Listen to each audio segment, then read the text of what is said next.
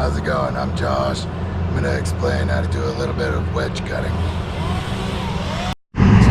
For starters, always keep one hand on this so that if it kicks, it'll stop the saw from cutting your arm off or leg off.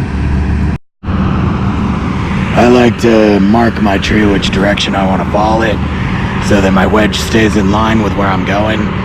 There's a lot more to it. This is just the basics, but there's a lot of things like weight and how dead it is, then a lot of other things to take in consideration when felling a tree.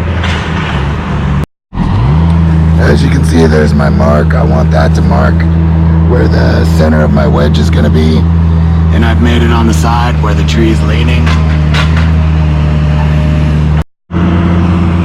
I like to cut my wedges about waist high so that I can stay standing and run if I need to.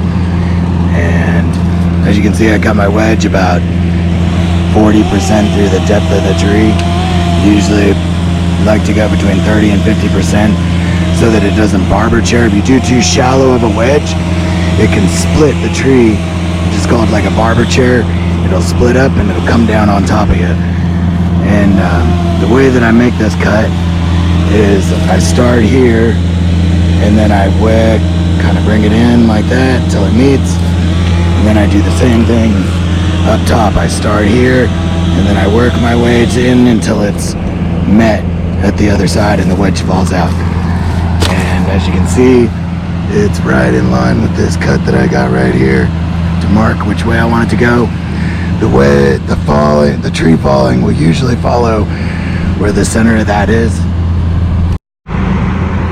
And there's a lot of other ways to go about this, but I like to go at the same level as wherever the bottom of my cut is and stay through. You can steer it a little from cutting at different angles, and for this one I'm just going to cut straight through from the back side.